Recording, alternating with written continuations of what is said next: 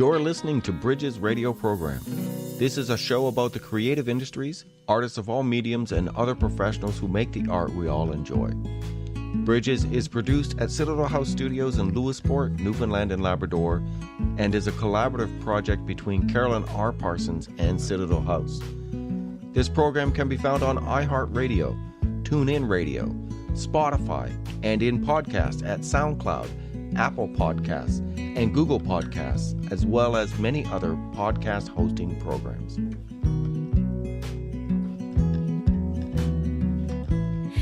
Hello, and welcome to another episode of Bridges. This is episode 17. I'm Bonnie Stairs, and I'm here with Carolyn.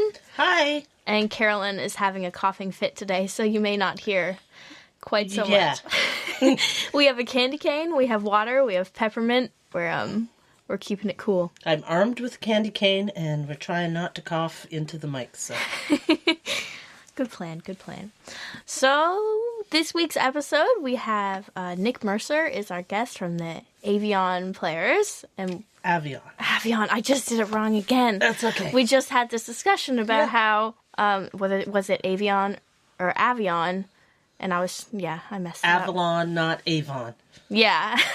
So it's Avion Players, and I asked them because I wasn't sure either. So even though I hear people say it, I wasn't sure that they were saying it right. But he says Avion, and he's the guy, so I figure he knows.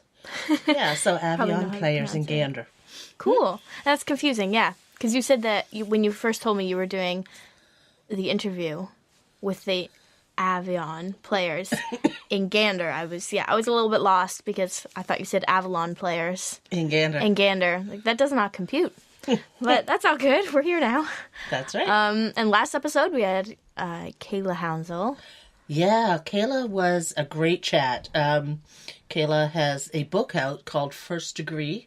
It has a subtitle, but I can't remember what it is exactly, but it's First Degree.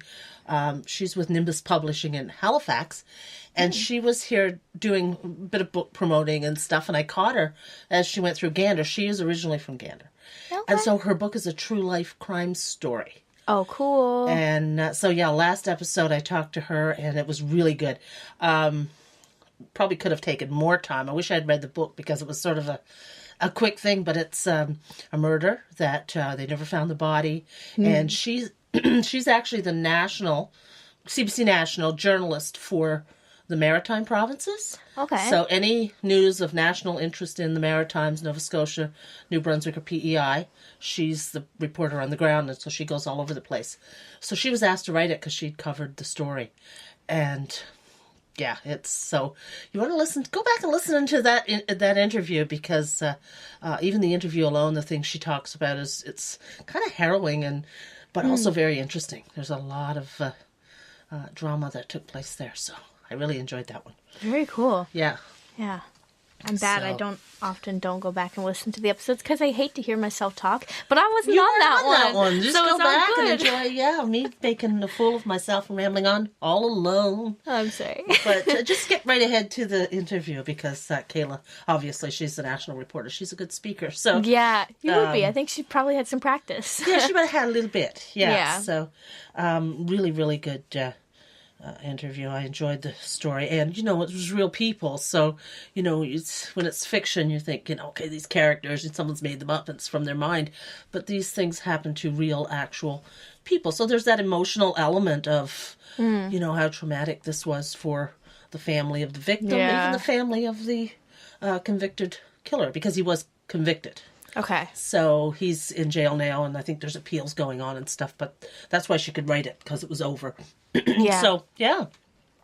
I'd go back and listen to that one. It was really good. So what do we got coming up at Citadel House? Anything? I think it's a downtime for performances, am I? It is a downtime for performances. There's not a whole lot of people that tour right after Christmas, which is kind of nice for us. We get to take a little bit of a break from the shows, but we are flat out in the studio with recordings. I think there's been, Rachel Cousins was here just before New Year's recording a track to go on Nick Earl's solo project, and then Cassidy Rich was here, and Claire Follett came out from St. John's to produce her entire album, or her EP, which will be out in March. Yeah, so they were out last week, and then in about 3 hours, we're going to have Rosemary Lawton and Nick Earl coming down to lay down some track for Rosemary's So project. everybody helps everybody out with... Kind of a little bit, yeah. Yeah, it's nice. Well, everyone is incredibly talented and very good at what they do, so Yep. it works to have a really good team of people who kind of all... They can mesh really well together. It is very much the Citadel House family. Do we have a date on Nick Earl's album or a roundabout? It's actually a little bit in fluctuation right now. It will be either April or May. Okay, so in the spring, though. Yeah, springtime Perfect. for him. A lot of people are hitting the spring. We have Cassidy first in March, Christian House in April, Nick in either April or May, and then I believe it's Rosemary Adam Baxter in June. Oh, Adam's and got another one? Rosemary in July. Perfect. Actually, it could be the Wow. other way around with Rosemary and Adam. So yeah, I you're haven't really checked. not taking time off. You're just doing something a little different. Yeah, we're That's good. we're cramming ahead, but it's all in the downstairs rather than the upstairs. Yeah, yeah. Yeah. So something to look forward to, though. Yeah, it'll be good. Yeah. Lots of really good stuff. And there will be shows going on as well. They're just not cemented yet. Yeah. Open stages is always a guarantee in the month. Yep. That's good. That'll be the end of January, I guess. Yeah, I think January 25th is our open stage. Okay. Yeah. January 25th, open sage. Yeah. For the young artists who want us just stop by Yeah. and sing, show us, or dance, or read poetry, or whatever you want to do. It's kind of Whatever you like. lots of different play instrument. Mm-hmm. You know, so lots of good things happen. I enjoy the open stage. I find the performances and the show is so much fun, and there's so much talent. It's as good as some of the professional shows. Like, I'm just in awe of it sometimes. It's like, these are kids. Like, you know, Yeah. they're not experts. Well, they're the next generation of Yep. professionals. Which so is really exciting, because when you see what comes through here and who comes through here, it's like, wow. yeah, We kind got of stuff astounding. to look forward to. Yeah. And some of them are already, like Cassidy. Like, she's already creating music and making albums. And Yeah, she's in grade so- 11. And she's in grade 11, so... Yeah, I heard an interview with Nick on Oh, yeah. VLCM Sunday. Yeah. A couple Sundays ago now. Nick Earl was on talking about his album, and it's Daryl Power on VLCM Sunday Drive. That was the one. And he asked Nick, how old are you now? 19? Yeah, 19. Great. Jeez. What was I doing at 19? I don't even remember. I was like, 19, I can get into the bar. And there's Nick, like, I'm making albums and got my future planned in music. Man, I needed some direction back then. He's got a lot of it, for Yeah. sure. Yeah, so it's crazy, but it's good. It's Yeah. wonderful to see. Yeah. So anyway, What about you? You have a slice of news. I have a slice of news. I do. So it's not news to everybody, but it's news to the general public now, because I have a new book coming out, which I don't think's been a secret. Yeah. The title was late coming, because I had a working title all along, and the title of the book is The Forbidden Dreams of Betsy Elliott.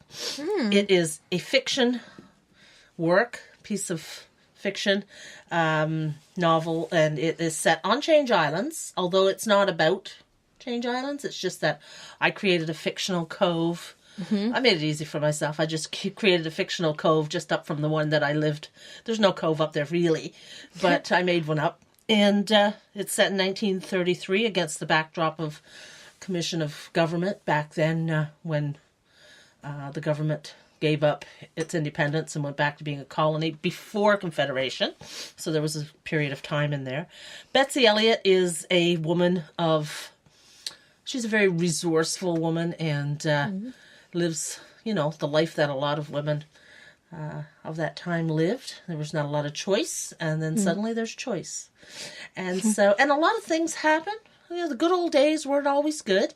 And so in literature, you can make stuff happen, and so I did, and lots of things happen in that book that aren't necessarily pleasant, and she has to survive them all. So that's coming out mid-February at this point, and my publisher is Flanker Press. So Awesome. everybody kind of knows who they are. They're the biggest publisher in the province, or at least volume size. They put out the most books every year, and they focus on Newfoundland based, books. Writing of either true events or based in history or fiction. Historical fiction is what they call this book. So they really want it to have a solid Newfoundland foundation. So it was a good fit for the book. Cool. And they've been absolutely wonderful to work with. I have had from the editor, who, it's a little daunting throwing your finished, quotes, air quotes there, book at an editor, at a publisher, because they will rip it apart because it's not really finished. There's always improvements. But I had Donna Morrissey as the editor, and she's a national best-selling author as well. So I had, and of Newfoundland fiction. So I had a really good expert, and I was not at all upset to follow some of her suggestions and, That's great. and improve it that way. So yeah, it's been fantastic. The cover has been created. It has not, as we're recording here, it's not been released. We'll leave that to them. We have to do the marketing plan, but it is done, and I love it, and it's intriguing, and I think you'll want to pick it up off the shelf. Yeah. Good. Yay. So yeah, we'll certainly share that around when it happens. I'm excited about the book. I'm excited about it. Worked on it for about 5 years. So, and part 2 is drafted. Before I submitted part 1, it's a series. So before I submitted, I finished the draft of book 2, and I outlined the draft of book 3. So now I'm going into rewrites of book 2, hoping that the first one does well enough that people will want, a second. Yeah. And I leave it with, not a cliffhanger, but I leave it where I think people might want to know what she gets up to later on. So I'm excited. That's great. Yeah. Yeah, 5 years of work. My goodness. Yeah, it's been a journey. Normally it doesn't take that, but I got distracted. Like there's Newfoundland ponies and there's oil in the bay, and so it's not like I've sat down for 5 years and wrote, but it's been in production Life for a while. continued on too. And I can say that it sprung out of Citadel House. Because, and yeah. Oh, how nice. Everything is connected to everything. But the entire book really came from an Ian Foster song. Oh, yeah. I came here to Citadel House early on when I first moved back, and Ian Foster was performing, and he did a song called The Calendar. I purchased his CDs. Either I purchased them or maybe I was interviewing him at the time. But anyway, I got his music. And this song, The Calendar, was the soundtrack that I wrote the book to at the beginning when I was drafting it, and this character was coming to me. And I don't know why, but it's a very marchy sort of tune, and it's a really good lyrically. I love it. It's a spectacular piece of poetry. So I play that over and over again. See, there's Citadel House, and then Ian, and then the book. It's all connected. It's all spider web. Yeah. That's really cool, though. Yeah. So I like it. So thank you, Citadel House. Oh, you're very welcome. Yeah. For bringing Ian and many others to enrich my life. There we go. So, yeah. Well, I love the cover of the book. I'm a very visual person. So I'm very excited to see your book. You haven't seen the cover of my book. I haven't seen it yet, no. Maybe so I'm very excited I'll give you a sneak peek. That would be cool. Giving a few people sneak peeks here in the last couple of days. It's like, don't tell anybody. But here's what it looks like. Because I really like it. I had nothing to do. I had no input in on the cover. I knew I didn't want it to be traditionally historical fiction in the sense that I didn't want, like, a lady in period costume. Yeah. Do you know what I mean? Yeah. I wanted something, because it's more than that. It's very intriguing, and it's it's not a mystery. I wouldn't call it that, but it's just some psychological elements to it, and there's some drama, and it just keeps happening. And it all takes place in the winter. Okay. And so they're very isolated, and and lots of storms and things like that. So trying to picture it in my head. yeah, now. but the cover is not. The cover is dramatic. It just has. I'll just send you, and everybody else has to wait till Flanker's.